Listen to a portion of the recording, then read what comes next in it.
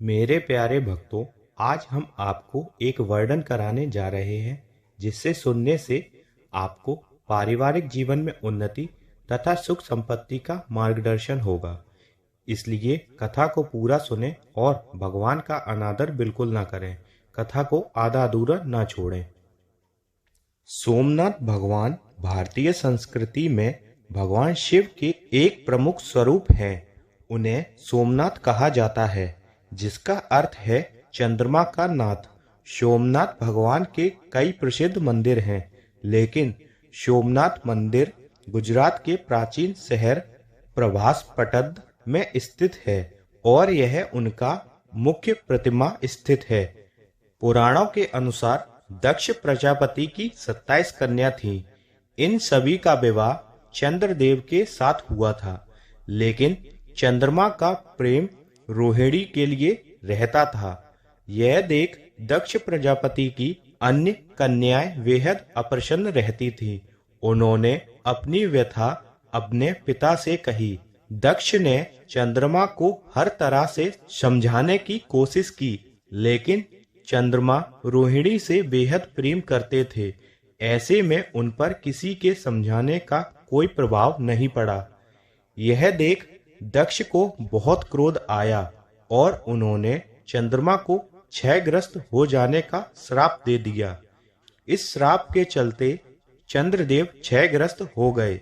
ऐसा होने से पृथ्वी पर सारा कार्य रुक गया। हर जगह त्राही त्राही का माहौल था। चंद्रमा बेहद दुखी रहने लगे थे। उनकी प्रार्थना सुन सभी देव और ऋषि मुनि उनके पिता ब्रह्मा जी के पास गए। पूरी बात सुनकर ब्रह्मा जी ने कहा कि चंद्रमा मृत्युंजय भगवान भोले शंकर का जाप करना होगा। इसके लिए उन्हें अन्य देवों के साथ पवित्र अलग जगहों में जाना होगा।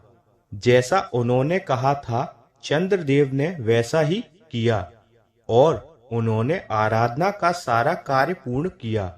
घोर तपस्या और प्रार्थना की और कई बार मृत्युंजय मंत्र का जाप भी किया। इससे शिव बेहद बहुत प्रसन्न हुए। शिव जी ने उन्हें अमरत्व का वरदान दिया। साथ ही कहा कि चंद्रदेव, तुम शोक ना करो। मेरे वर से तुम्हारा श्राप मोचन तो होगा ही और दक्ष के वचनों की रक्षा भी होगी। कृष्ण पक्ष में प्रतिदिन तुम्हारी एक एक कला छिड़ होगी, लेकिन फिर शुक्ल पक्ष में एक एक कला बढ़ जाएगी। इस तरह हर पूर्णिमा को तुम्हें पूर्ण चंद्रत्व प्राप्त होगा। इससे सारे लोगों के प्राणी प्रसन्न हो उठे। सुधाकर चंद्रदेव फिर से 10 दिशाओं में सुधा वर्षण का कार्य करने लगे।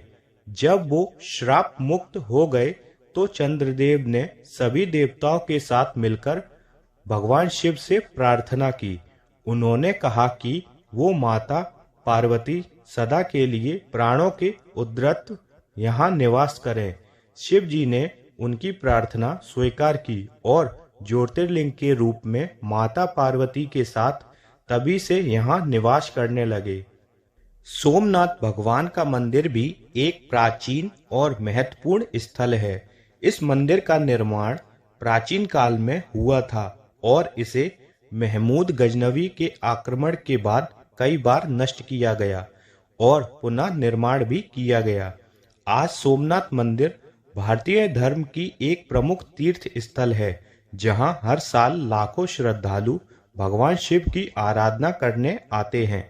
सोमनाथ भगवान की कहानी हमें यह सीख देती है कि धर्म, त्याग और निष्काम कर्म का महत्व है। भगवान शिव की उत्कृष्टता, उनकी परम तपस्या और उनकी परमात्मा में अध्यात्म हमें एक ऊंचे स्थान की ओर ले जाती है। उनकी कथाएं हमें उनकी परम शक्ति और आध्यात्मिकता के प्रति आदर्श बनाने के लिए प्रेरित करती है। हर हर महादेव।